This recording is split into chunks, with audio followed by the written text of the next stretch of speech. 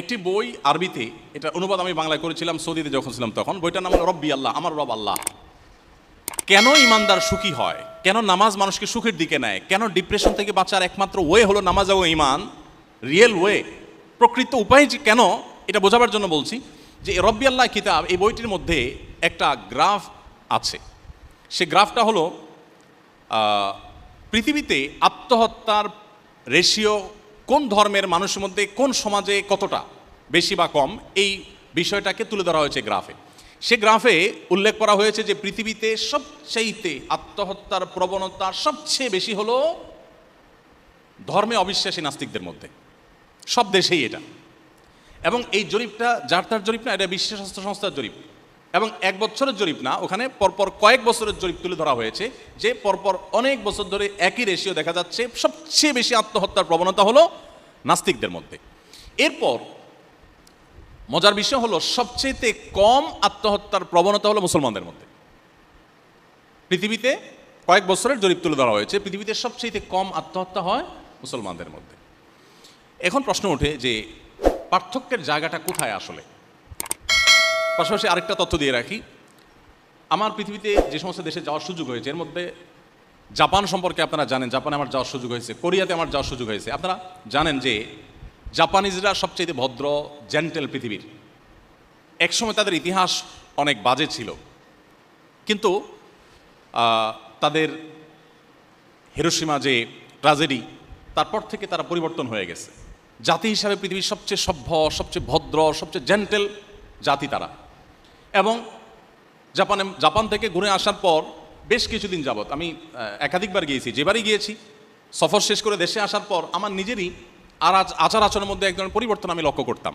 অফিসে যখন স্টাফদের সাথে কথা বলতাম আস্তে আস্তে কথা বলতাম, বাসায় যখন কথা বলতাম পরিবারের সদস্যদের সাথে ধীরে ধীরে কথা বলতাম, কারণ ওখানে ওই যে মানুষ ফিস ফিস করে কথা বলে, কেউ কারো দ্বারা যেন ডিস্টার্ব না ফিল না করে, কেউ কারো দ্বারা কষ্ট না পায়, এতটা জেন্টেল তারা। বেশ কিছুদিন তাদের মধ্যে থাকলে দোকানপাট রাস্তাঘাটে গেলে নিজের মধ্যে একটা পরিবর্তন চলে আসে, এই লেভেলের জেন্টেল। এবং তথ্য প্রযুক্তিতে তারা কতটা এগিয়ে সেটা তার বলার অপেক্ষা রাখে না। আপনারা ইঞ্জিনিয়ারিং কলেজের স্টুডেন্ট, আপনাদের আরও ভালো জানা থাকার কথা। এই জাপানিজদের মধ্যে আত্মহত্যার প্রবণতা সবচাইতে বেশি, কোরিয়ানদের মধ্যে আত্মহত্যার প্রবণতা সবচাইতে বেশি। এত বেশি আত্মহত্যার প্রবণতা এমনকি জার্মানিদের মধ্যে। ওই রব্বি আল্লাহ বইয়ের মধ্যে লেখা আছে যে অস্ট্রেলিয়াতে একটা ব্যাগ আবিষ্কার করা হয়েছে, লাইফ ব্যাগ না কি যেন নাম, এটা জাস্ট সেট করবে আর আত্মহত্যা হয়ে যাবে। আত্মহত্যার জন্য যে কত রকমের কসরত এবং প্রচেষ্টা। এখন আমার প্রশ্ন হলো, পৃথিবীর সবচাইতে সুখী দেশ, পৃথিবীর সবচাইতে আপনার সুন্দর দেশ হওয়ার পরও মানুষ বেঁচে থাকতে চাচ্ছে না কেন? কারণ একটাই, যে সব কিছুই আছে, মানসিক প্রশান্তিটা আসলে নেই। নবী করিম সাল্লাল্লাহু আলাইহি ওয়াসাল্লাম বলেছেন, লাইসাল গিনা বিকাসরাতিল আরদ। পৃথিবী তথ্য প্রযুক্তির উন্নতির চরম শিখরে পৌঁছে যেতে পারে, নানা রকমের আবিষ্কার দিয়ে পৃথিবীর মানুষের জীবনযাত্রাকে পানির চাইতে সহজ করে ফেলা হতে পারে, বাট এর কোনোটি মানুষকে সুখী করবে না, এর কোনোটি মানুষকে মানসিক প্রশান্তি এনে দিবে না। ওয়ালাকিন্নাল গিনা গিনান নাফস। নবী করিম সাল্লাল্লাহু আলাইহি ওয়াসাল্লাম বলেছেন, এই সচ্ছলতা, এই উন্নয়ন, এটা আসলে প্রকৃত সচ্ছলতা নয়। আসল এবং প্রকৃত সচ্ছলতা হলো মানুষের মানসিক প্রশান্তি। একজন মানুষ তার তেমন কিছু নেই কিন্তু তিনি মানসিকভাবে খুবই সুখী, এ লোকটা সত্যিকারের সুখী। আরেকজনের সবই আছে বাট মানসিকভাবে তিনি সুখী নন, এ লোকটা প্রকৃত অর্থে সুখী নন। আমাদের দেশের কথা যদি আমরা বলি, আমি কিছুদিন আগে বগুড়ায় গিয়েছি, একজন ডক্টর চিকিৎসক তিনি আমাকে এসে বললেন যে ভাই, আমাদের এই বগুড়াতে গেল কয়েক বছরে আত্মহত্যার প্রবণতা খুব ভয়ঙ্করভাবে বেড়ে চলেছে এবং রেশিওটা এতটাই বৃদ্ধি পেয়েছে যে এটা রীতিমতো ভাববার মতো। এই বিষয়ে আপনি কিছু বলেন। আপনারা অনেকেই জানেন যে করোনাকালীন সময়ে শুধুমাত্র বিশ্ববিদ্যালয়ের শিক্ষার্থীদের মধ্যে যেই পরিমাণ আত্মহত্যার ঘটনা দেখা গেছে এক বছরে, সেটা এর আগে 10 বছরেও দেখা যায়নি। এবং দিন যত যাচ্ছে আমাদের মধ্যে এই প্রবণতা বাড়ছে। কেন বাড়ছে? দিন থেকে, ইসলাম থেকে আমরা দূরে সরছি। যতটা দূরে সরবো তত বেশি আমাদের অশান্তি আমাদেরকে ঘিরে ধরবে। ডিপ্রেশন এখন ঘরে ঘরে, ডিপ্রেশন এখন জনে জনে, এখন প্রতিটা মানুষ কম বেশি ডিপ্রেসড।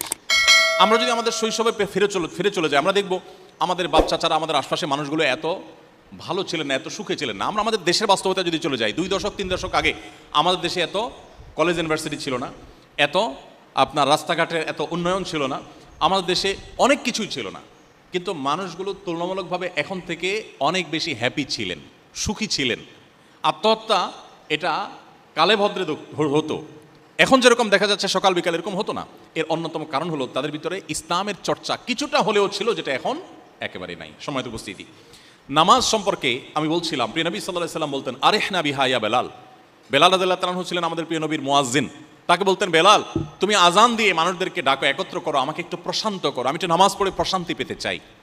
আমরা তো ভালো খাবার খেয়ে ভালো জায়গায় ঘুরে ট্রাভেল করে প্রশান্তি পেতে চাই, সেগুলোতে প্রশান্তি সন্দেহাতীতভাবে আছে, কিন্তু একজন ইমানদার নামাজের ভিতরে যে প্রশান্তিটা পাবেন এটা আর কোথাও পাবেন না। কিন্তু এই জিনিসটাকে ফিল করার সুযোগ আমাদের জীবনে হয়নি। এই জন্য আমি অনুরোধ করতে চাই, খুজুর সাথে আপনি নিয়মিত 5 ওয়াক্ত নামাজ খুব ধীরে সুস্থে সুন্দর করে মনোযোগের সাথে পড়ার চেষ্টা করুন। আমি আল্লাহর নামে শপথ করে আল্লাহর উপরে আস্থা রেখে বলতে পারি, আপনার জীবনটা বদলে যাবে ইনশাআল্লাহ। আপনার জীবনটা উপভোগ করতে পারবেন আপনি, আপনার জীবনে যে স্বাদ আর তৃপ্তি আপনি অনুভব করবেন, এটা আপনি অন্য কোথাও পাবেন না। এই জন্য ভাইরা আমার, 5 ওয়াক্ত নামাজ আপনারা আপনাদের কর্মজীবনে থাকেন কিংবা শিক্ষা জীবনে যেখানে থাকেন না কেন, জীবনে কখনো এটা কম্প্রোমাইজ করবেন না, নামাজের ক্ষেত্রে কোনো ছাড় দিবেন না।